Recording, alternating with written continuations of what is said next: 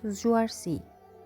Në një spital psikiatrik, gjatë kohës së vizitave, një burr aty e pyet doktorin: "Doktor, si e dini ju për një njeri a duhet apo jo të shtrihet në spitalin psikiatrik?" Doktori i tha: "E mbushim një vask me ujë, pastaj japim të sëmurit 3 gjëra: një lugë, një filxhan dhe një kove. Pastaj e pyesim se me cilën duhet zbrazur ujin."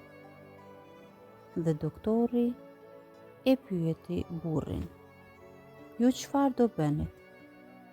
Burri, duke shikuar, tha: "E kuptova.